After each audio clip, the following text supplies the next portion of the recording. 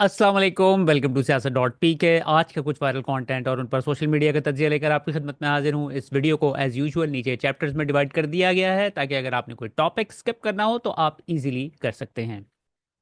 आज एक मर्तबा फिर रिचर्ड गरनेल साहब पाकिस्तान के सोशल मीडिया के ऊपर छाए रहे हैं। आज पाकिस्तान की जब सुबह का टाइम था, कनाडा में रात का टाइम था, तो मैंने सोने से पहले मैंने कहा मैं ज़रा चेक करूं कि गरनेल साहब की जो ट्वीट उन्होंने जो की है जिसमें उन्होंने कहा है आई से अगेन फ्री इमरान खान।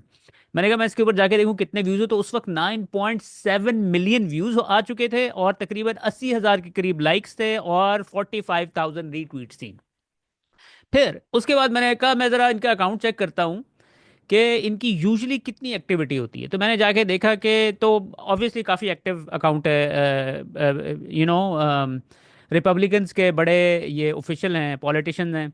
तो इनकी ट्वीट के ऊपर 4,000, 5,000, 4,000, 5,000 इस तरह के मैंने हाईएस्ट जो है ना काउंट देखा है। लेकिन ये जो 9.7 मिलियन और 45,000 रीट्वीट्स वाला जो काम है ना, ये मेरे ख्याल में ना इन्होंने आज तक कभी देखा है और ना शायद ये देखें, अनलेस कि ये प्रेसिडेंट बन जाए अमेरिका के या इस तरह का कोई सीन हो जाए। तो फिर हुआ ये कि मैंने क्या किया, मैंने इसके ऊपर ट्वीट कर दी और मैंने रिचर्ड गरनेल साहब को इसमें टैग भी कर दिया। और फिर उसके चंद घंटों के बाद, शायद मेरी ट्वीट की वजह से है क्योंकि मैंने ट्वीट किया तो उसके ऊपर तकरीबन 2,500 लाइक्स आए हुए थे। तो मेरे ख्याल में जब एक ट्वीट के ऊपर इतने लाइक्स आते हैं ना तो वो एक नोटिसेबल बन जाती है। तो शायद और भी कई लोगों ने इस चीज़ को मेंशन किया हुआ था, लेकिन मैंने ज़रा प्रॉपर तरीके से इसको हाईलाइट करके इनको टैग किया।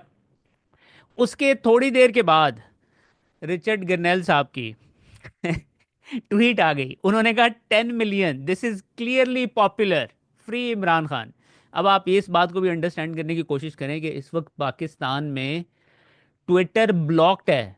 ट्विटर आप इस्तेमाल नहीं कर सकते हैं, आपको वीपीएन ऑन करना पड़ता है और इतनी बड़ी हैसल है पाकिस्तान में वीपीएन ऑन करके इंटरनेट इस्तेमाल करना। लेकिन आप लोगों का जज्बा चेक करें कि उन्होंने इन सब चीज़ों के बावजूद 10 मिलियन व्यूज़ दे दिए हैं उनकी ट्वीट को। और फिर ना सिर्फ ये, उन्होंने इमरान खान की जो आज उनके अकाउंट से ट्वीट हुई थी जिसमें इमरान खान ने गवर्नमेंट के सामने अपनी डिमांड्स रखी थी, उसको भी रिचर्ड गरनेल साहब ने रीट्वीट किया हुआ था।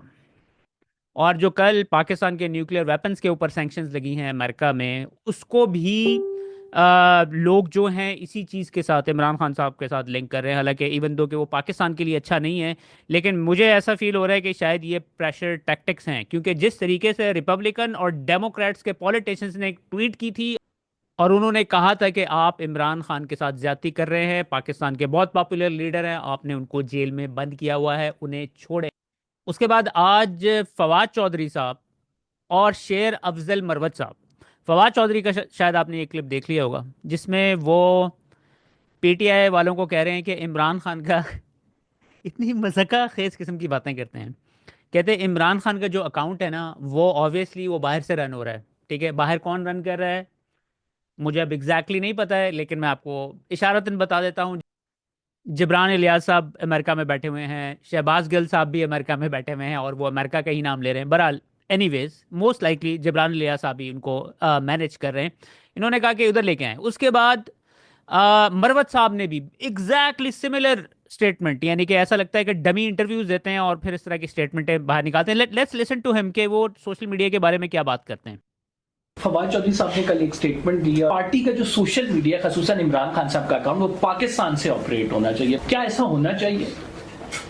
ये बात दुरुस्त है उनकी, पाकिस्तान से ऑपरेट होना चाहिए, क्योंकि सोशल मीडिया के हवाले से हम पे बहुत सारे इतराज़ात लग रहे हैं, इल्ज़ामात लग रहे हैं।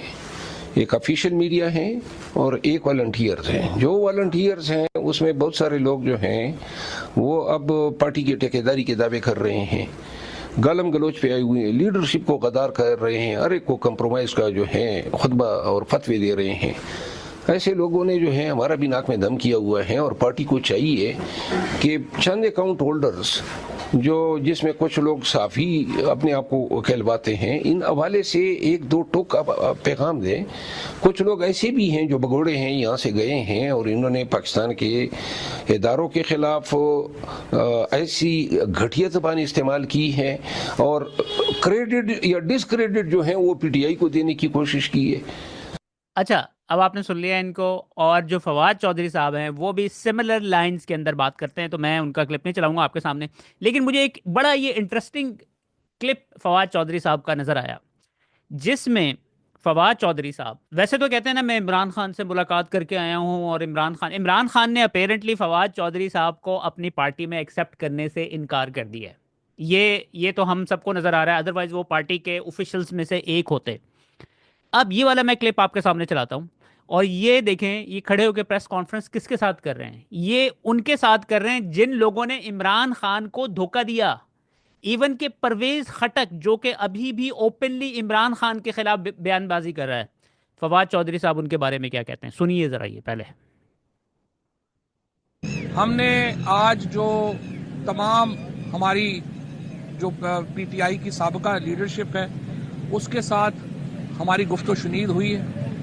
असद उमर साहब के साथ हमारी तफसीली आज गुफ्तगू हुई है।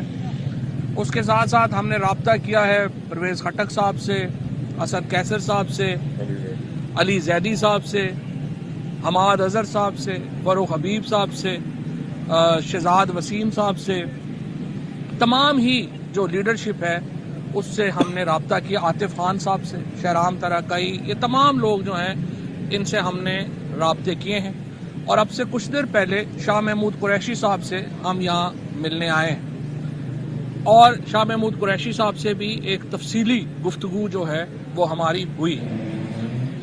हमारा मानना यही है कि पाकिस्तान को एक मुस्तहकम हल की तरफ जाना है। हमें इंशाअल्लाह ताला जो सलूशंस हैं वो निकालने हैं, सलूशंस की तरफ जाना है, और हम सलूशंस की तरफ इंशाअल्लाह ताला जाएंगे। हमें पूरी उम्मीद है कि हम। अच्छा जी, ये आपने सुन लिया क्लिप।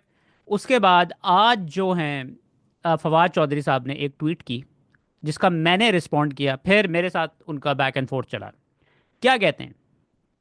कहते हैं ये 50 लोग हैं जो लंदन, नॉर्वे और अमेरिका बैठे हैं, बुनियादी तौर पर बीएलए और रॉ की कैंपेन है कि तहरीक इंसाफ को पाकिस्तान और की फ़ौज और शहदा के ख़िलाफ़ इसको नून लीग वगैरह भी सपोर्ट करते हैं।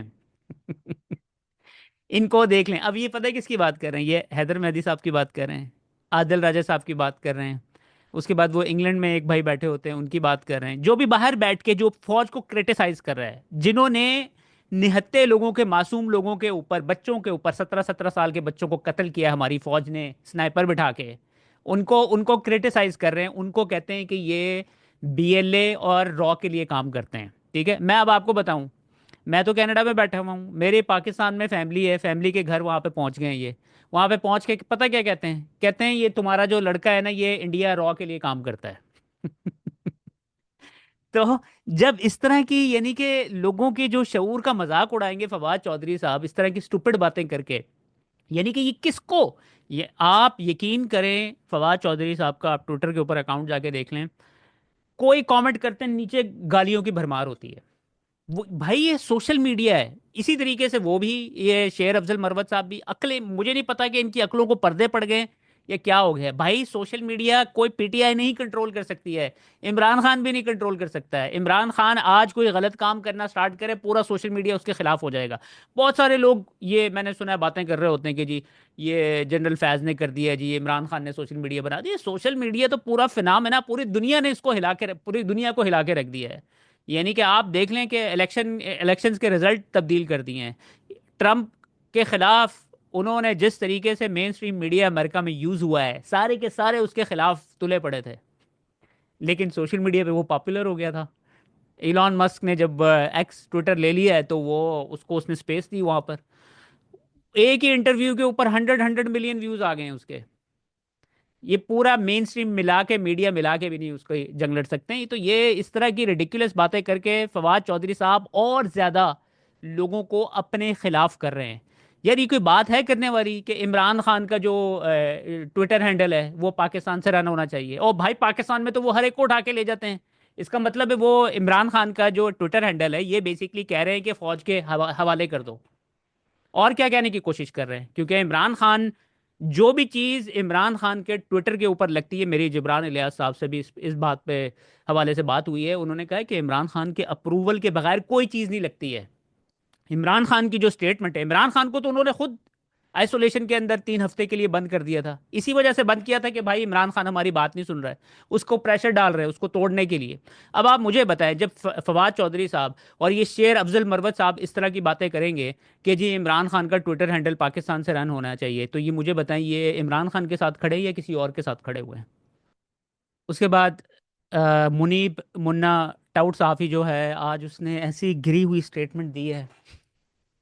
यानी कि आपको जो है ना, इनकी स्टेटमेंट्स जब इस तरह की देते हैं ना, तो आपको इनके लेवल, इनके जो हैंडलर्स है ना ऊपर बैठे हुए हैं, हमारे फौजी भाई, उनका आपको अंदाज़ा होता है कि वो किस लेवल के ऊपर हैं। सुने क्या कहते हैं, कहते हैं इस्टेब्लिशमेंट के पावर सर्कल्स में इमरान खान के लिए नफरत मौजूद है। इनको बाहर इसलिए कोई नहीं जाने दे सकता कि वो यूट्यूब पर बैठकर रोज तकरीरें करेंगे और 10-12 हज़ार डॉलर कमाएंगे। ये इनका लेवल है। ये 10-12 हज़ार डॉलर की इमरान खान के सामने क्या औकात है? वो एक आवाज निकालता है, उसको अरबों रुपए लाके लोग उसकी झोली के अंदर डाल देते हैं। उसके बाद ये एक अनवर मकसूद साहब का क्लिप आज फिर सारा दिन सोशल मीडिया के ऊपर सर्कुलेट करता रहा है, ये मैं आपके सामने चलाऊंगा। और फिर मोहम्मद हनीफ साहब, ये एक जर्नलिस्ट हैं और ये टीचर भी हैं, पढ़ाते भी हैं। ये बता रहे हैं कि इस वक्त पाकिस्तान के जो नौजवान हैं वो कितने दिल बर्दाश्ता हुए हैं पाकिस्तान की सूरत हाल को देख के, उन्हें कोई उम्मीद नहीं नज़र आ रही। ये दोनों क्लिप मैं आपके सामने रखता हूँ, देखिएगा। मैं आप लोगों से एक बात कहूं, हमें क्रेडिट देना चाहिए इमरान को कि एक आदमी है जो बेईमानी के खिलाफ खड़ा हुआ है।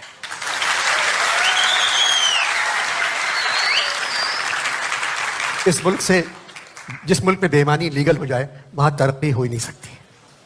इमरान अकेला है जो खड़ा हुआ है कि बेईमानी को ख़त्म करना है, और बस इंशाल्लाह ख़त्म हो जाएगी। जिंदगी में शायद पहली दफा ARY टीवी पे आया हूँ, तो मैं आपकी पूरी टीम से जो है अफसोस भी करना चाहता हूँ। हमारे साथी होते थे अरशद शरीफ, उनका बड़ा बेईमाना कत्ल हुआ था, और उसके बाद काफी उसको अरसा हो गया है। तो हम लोग खुद सहाफी बरादरी के हमारे भाई थे, बहुत सारे लोगों के बहुत अच्छे करीबी दोस्त भी थे। तो हम कभी उनका इंसाफ तो दूर की बात है, हम ना ये भी नहीं पता कर सके कि हमारा मुल्जिम कौन है। तो कभी कभी मुझे इस तरह का तजिया करते हुए थोड़ी सी शर्म भी आती है कि यार अगर हम अपने भाई के बारे में नहीं बता सकते कि भाई इसके साथ जुल्म किसने किया है, तो पता नहीं फिर हम किस तरफ जो है बाकी काम हम कैसे कर लेते। लेकिन आप लोग कोशिश करते हैं, जिक्र करते रहते हैं, तो शुक्रिया। मैं सिर्फ जिक्र करना चाहता था क्योंकि ARY है, मुझे पहले नहीं पता था कि आप ARY में। तो मैंने अभी रिसेंटली लाहौर शहर में ही 3-4 यूनिवर्सिटियों में स्टूडेंट्स को कुछ क्लास में पढ़ा रहा था। तो मैंने तो इतनी मायूसी और इतनी यासियत जो है वो कभी एक क्लासरूम में नहीं देखी। और उसकी वजह मुझे ये समझ आई, और मुझे सानहा वो लगा जो हम पे गुजर चुका है, कि आमतौर पे इस उम्र में 18-19 साल के बच्चे थे कि वो एक आस होती है, उम्मीद होती है, शरारत करने को दिल करता है कि आप ये कर लेंगे वो कर लेंगे तो जो है जिंदगी बेहतर हो जाएगी। लेकिन कुछ इस तरह का एक बैठी हुई तबीयतें और यासियत का लफ्ज एक बच्चे ने इस्तेमाल किया।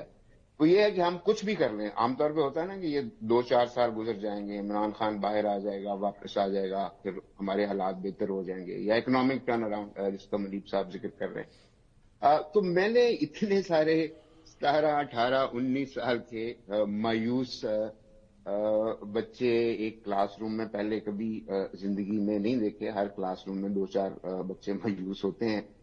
तो मुझे लगा कि सानिया तो असल में हो रहा है। अब हम किस सानिया का इंतजार कर रहे हैं तो उसका मुझे इल्म नहीं है, लेकिन एक ये सानिया भी है। और वो जो 13 साल का बच्चा था उसको जाहिर है बाहर जाने का, यूरोप देखने का शौक होता है, लेकिन उसको भी कोई चैन नहीं आया इतना छोटे से बच्चे को कि लाहौर चला जाए, किसी छोटे गांव से निकला है, कराची आ जाए, वहां की बत्तियां देख ले। लेकिन मैं ऐसे ही स्पेकुलेट कर रहा हूं कि उसको पता था कि यहाँ पे मेरा जिंदगी, मेरा मुस्तकबिल कुछ नहीं होने वाला। मुझे यहाँ से भागना है और उसमें अगर जान जो है वो जाती है तो जाए, और वो जान गई है। मेरा ख्याल है ये सानिया है कि लोग क्यों इतनी डेस्परेटली भागना चाहते हैं।